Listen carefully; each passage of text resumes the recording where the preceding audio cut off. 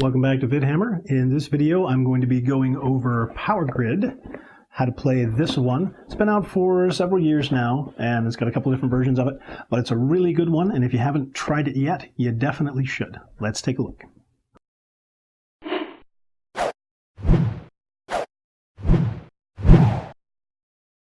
This is a game by Freidman Friese. It's by Rio Grande Games.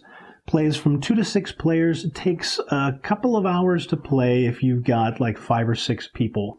So in this game, everyone takes on the role of an electric company that is trying to provide power across either the US or across Europe if you play on the back side of the board. You do this by using your money, called Electrum in this game, which everybody starts out with 50 of this. You use that to manage 3 different things you are trying to do. You are trying to build an infrastructure in each of the cities that is there to allow you to be able to produce power in it. You're trying to buy power plants to actually supply power to that area. And you have to buy resources that those power plants will actually run off of. This game also has an interesting balancing mechanic in that it punishes you for being in the lead, and it rewards the people who are in last.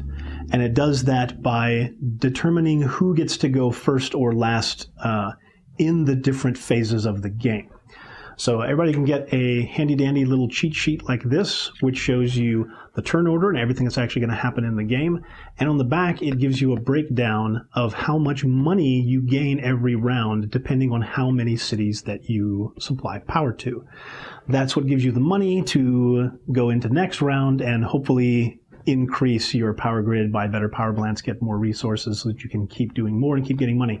It does have very diminishing returns, though. If you look at it, the first few power plants that you buy, you're getting, 22 or 11 power each time you go to one more city. But once you actually get to where you're supplying power to 10 cities already, now you're only getting an increase of 7. If you go significantly higher than that, you start getting into a point where you're only getting an increase of like 4 per city. But usually only get that high if you're playing in a 2-player game. The rule sheet has a breakdown in the last page here, which tells you, depending on how many players you have, how many different colored sections you should play with on the board, as well as how many cities built will trigger phase 2 and phase 3 of the game, which is actually referred to as step 2 and step 3 of the game. And it tells you ultimately how many cities will be built by one player to trigger the end of the game as well. Down there at the bottom. There's also a breakdown on the very back of that page that tells you how many resources you add in Bureaucracy every turn, depending on how many players you have and which step you're actually in. So you will be referencing this almost the entire time that you play the game. So if you lose your rules, make sure you print off an extra copy of this, because that is a sheet that you will be looking at constantly throughout the game. So for the start of this game, you can determine your player order randomly, but it is going to change very quickly. Because the first thing each player has to do on the first round, you must buy a power plant. Now, the cost for each power plant is in the upper left-hand corner. That's the starting bid that a player has to have. But the first turn, you determine your starting order by random or Schwazi or whatever you want to do. I'm a big fan of holding the pieces out, and the first one that drops, that's the order that they go in. But you don't need to worry too much about it. It is going to restructure itself very quickly on the first turn. The first thing that has to happen once you've got your player order over here, who's first and who's second, and you'll also need one of these to keep track of how many cities you have. Right now they have 0. The first thing that you must do is you must buy a power plant. So starting with the person who's in the lead, this person chooses one of the power plants to bid on. The power plants are arranged with a current market and a future market. The ones that are on top, you can't actually bid on yet. You've got to bid on one of the ones in the lower row. So once someone actually wins a bid on one of the power plants, a new power plant will be drawn, and the power plants that are here will reshuffle in numerical order. When you start the game, you start with 3 through 10 out here on the board. The very next card is supposed to be the 13. After that, the cards are all shuffled in randomly, with this card being on the bottom. As soon as you actually get to this card, that's when you will go into stage 3. Stage 2 will happen depending on how many cities people have on the board. But don't worry too much about that right now. As soon as a power plant is actually acquired, you draw the next one, and the power plants that are out there will shuffle down with the lowest valued power plants going into the current market, and the more expensive ones staying in the future market. So you know at least more than likely what you're going to be getting as these power plants go down. This is an advantage to the person who is in last at this point, because you're going to get the first chance to get these once they come down. The first player to go, you're going to get only what's here. As people buy them, better things are going to shuffle down. So the advantage is to the person who's in last. The cost is in that upper left-hand corner. That's the minimum starting bid. If it's your turn to start a bid, you can start it at whatever value you want. But you get to starting bid. You're going to go around clockwise in order. Everyone has a chance to either increase the bid or pass. If you pass, you can't jump back into that bid, but you can bid on a power plant later. No person can win more than one power plant per turn.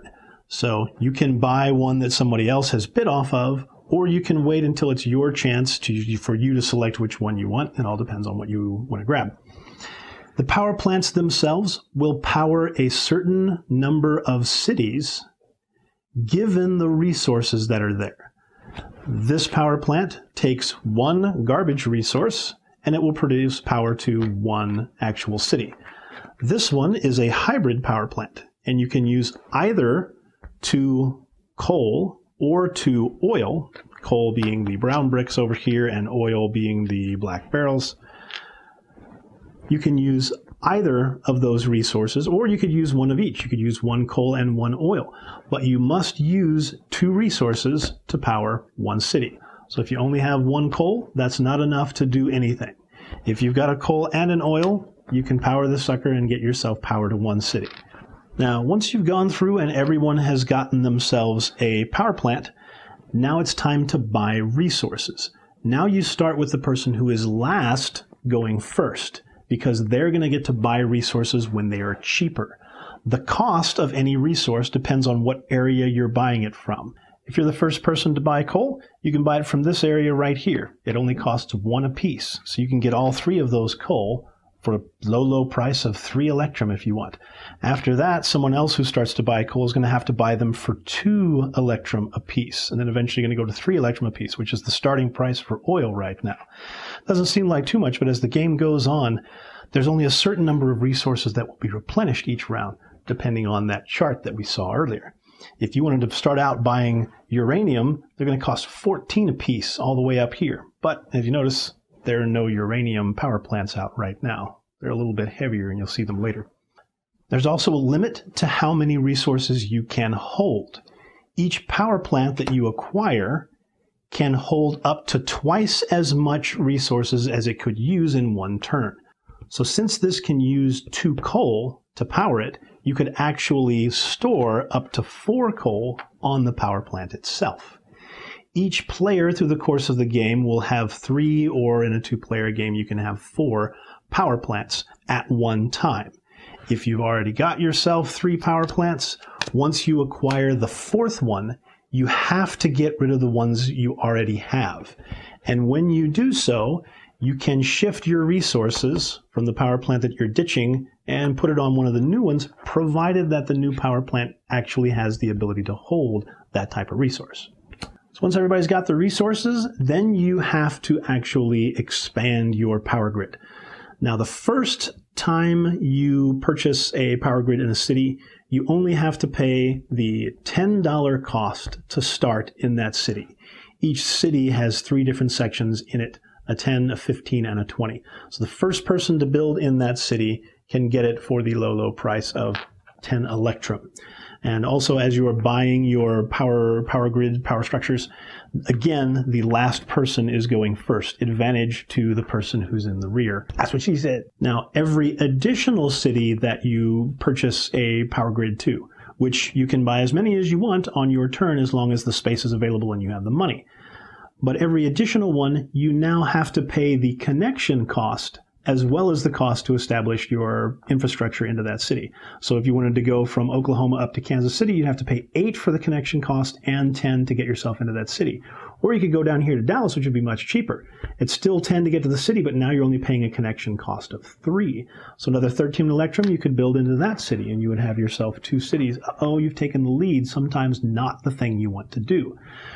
After that, green can get a go. Perhaps they can go over here to the coastline where you've got Norfolk and Raleigh, which have a small connection cost. Or maybe you want to go for New York and Philadelphia, which actually has a connection cost of 0, which means your first city could go for 10. Your second city could also go for 10. Then go for Boston for another 13 more. Why not? Of course, it's going to shoot you up in the lead. All choices, buddy. That's what she said. As the game goes on, you can build into some interesting situations like this, where green doesn't have a city it can get to without going through blue. This is doable. You can build past a player who's already built in a city. But in phase 1, right now, only one person can be in each city. Once you get to phase 2, a second person can build in each of these. And then it'll be much easier to go across this. But right now, this player green can't actually build in Buffalo. You have to go past this and get yourself to Detroit if you want to build a new city. This is doable. Green just has to pay both of the connection costs and then the cost to start up their city in Detroit. So 10 for that, plus 8 for this connection, and 7 for this connection. So a low price of 25 can get you into Detroit. Who would pay that much to start up a business in Detroit? I don't know. But hey, maybe green just plays like that. So once everyone has had a chance to build, then you move into the final phase, which is bureaucracy. This is where you're actually going to use your resources, pay in your stuff, power your power plants, and get your money for it. So you look at what power plants you have, you go ahead and burn which resources you need, and these resources do not go back to the market. They go over into storage, and a specific amount will go back into the market, but it's usually never as much as actually gets used. So check your little chart and see how much money you actually get for how many cities you actually powered. Even if you have more cities than that, you're only getting paid for the number of cities you actually supply power to.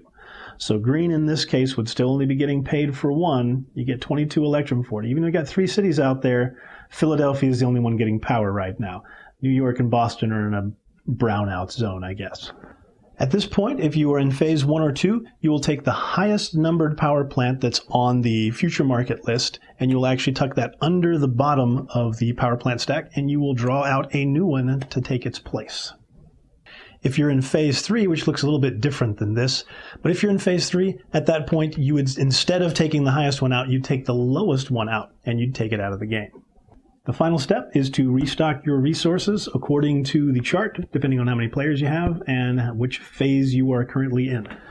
Then you start the next turn by reordering who's in first and who's in second, depending on how many cities each player has an infrastructure in. Regardless of how many power plants you actually have, how much power you can supply to, or how much money you have, that doesn't matter. What matters is how many cities you have.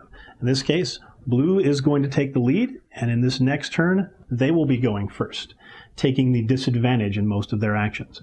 And once you hit a certain threshold for a 2-player game, I think it's like 8 cities or whatever, but once you hit a certain threshold and enough cities have been built to, you open up phase 2. At this point, a second player can build inside of each city. Now, you cannot build in a city you're already built in. Blue can't build again in Knoxville, but they can build in Philadelphia, New York, and Boston. And green can go out and build in all the cities that blue has built in, and perhaps build past that and build more stuff. Once you get into phase 3, when that bottom card gets drawn up, now a third and distinctly different person than is built there before can build in that set. Doesn't work for a 2-player game, but for 3, especially up into 6 players, people start fighting over these cities a lot. Once someone buys a power plant that triggers the phase 3 card being drawn, You will still restructure the current and future market as you need to, using phase 3 as your highest numbered power plant. But as soon as that buying phase is finished, you will throw out the lowest power plant and the phase 3 card. The remaining power plants will make up one market that anyone can buy from for the rest of the game. So at this point, you don't need to buy from the front row. You can buy from any of the 6 power plants that are out there. You keep playing the game this way until one person has built enough cities to cross their end game threshold. So say we're playing in a 6-player game and that threshold is 14. As soon as a player has built their 14th city in step 4 in building, the game is going to end at the end of that round. Whoever powers the most cities on that final turn is the winner. Even if blue manages to build 16 cities and green manages to build 15, but green ends up with enough resources to power all 15 of their cities, but blue only ends up with enough to be able to power 14. Even though blue's got more cities, they're not going to win. Green wins because they powered the most cities on that final turn. That's what's the most important. In the event of a tie, whoever has the most money is going to take the lead. And if that's also a tie, which I have never seen, it goes to whoever does actually have the most cities on the board. So that's how you play Power Grid. Give this one a try if you have a chance, because it's a lot of fun, and I hope you enjoy it. Leave some comments if you have your own opinions about this game or some interesting playthroughs that you've had. And until next time, keep playing.